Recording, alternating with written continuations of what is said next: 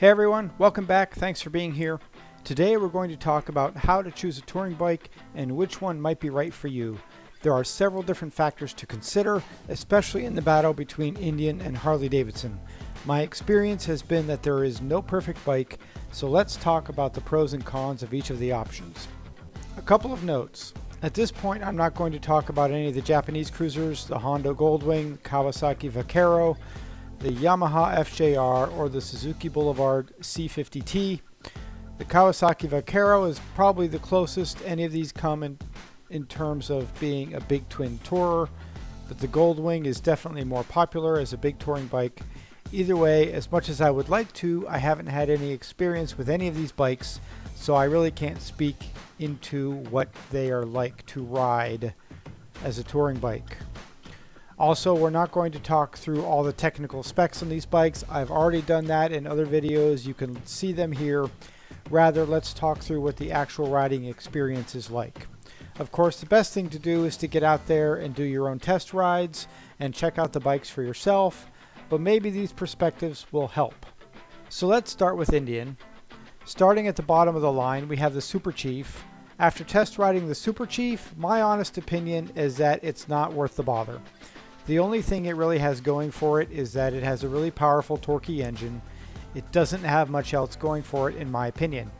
It's not super comfortable for a long day's ride, and it doesn't seem like it's designed for those kinds of trips.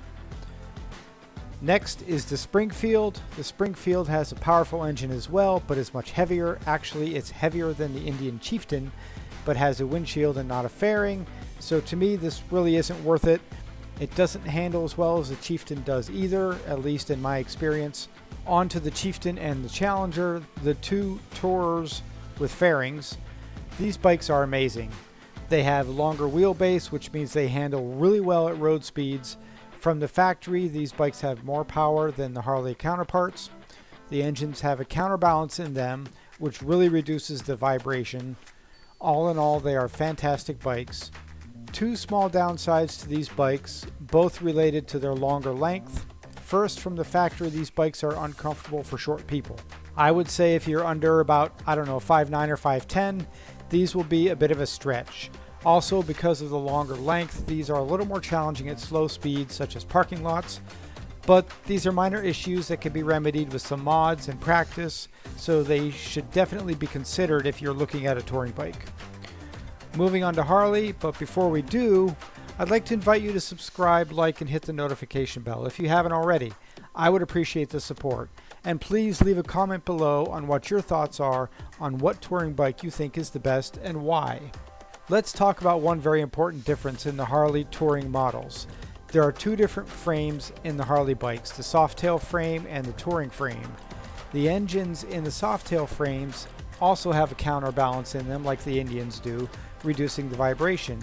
The touring frame engines do not have a counterbalance in them.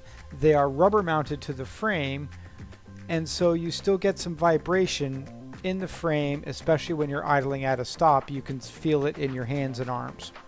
There is also a difference in the suspension between the two frames.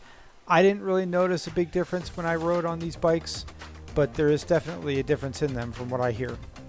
Harleys have a shorter wheelbase, so they are more comfortable for shorter riders, and they're easier to handle at slow speeds. Starting at the low end, we have the Harley Heritage Classic. This is the one touring bike that is in the softail frame. This bike is about 100 pounds lighter than the other touring bikes, but with the same engine, so it has a great power to weight ratio. This is a great bike that sits right in the middle of your smaller, more nimble cruiser bikes and the big touring bikes. It can be comfortably used as a bike for short rides or for long rides. The only downsides to this bike are that the saddlebags are a little small and it has a windshield, not a full fairing. These are things you can upgrade if you have the money, but I'm not sure how that would affect the weight and handling.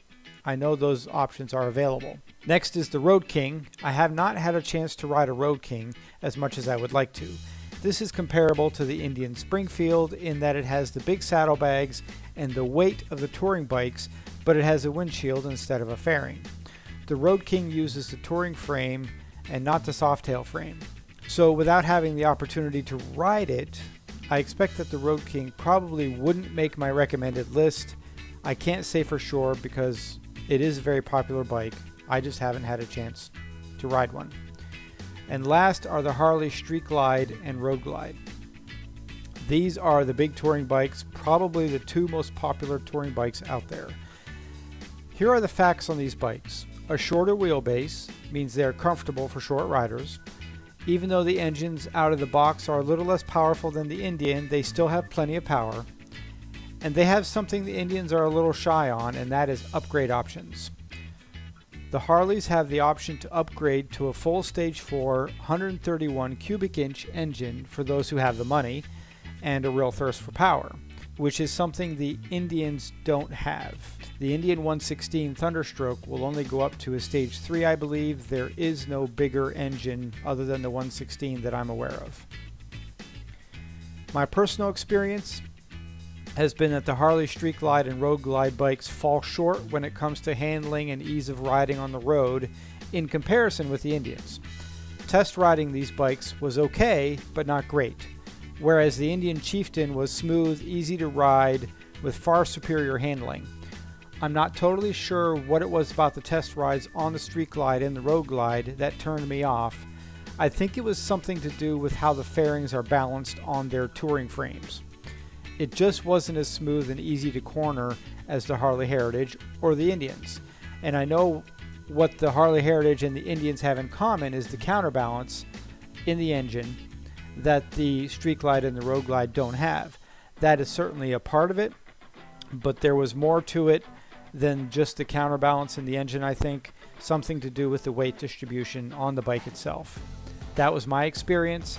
I know it's not the popular or common experience based on how many of the Street Glides and Road Glides are out there and how many people love those bikes, but that was just me. So those are the main factors in choosing a touring bike. The questions to consider are, do you want a fairing or a windshield? Are you taller or shorter than about 5'9" to 5'10" or 11? Do you plan to go on really long trips where having a larger saddlebag would be really useful? Are you okay with the vibration of the Harley touring frame, or do you want a bike that is smoother to ride at idle? Answering these questions is going to help point you in the right direction to decide which kind of bike is right for you.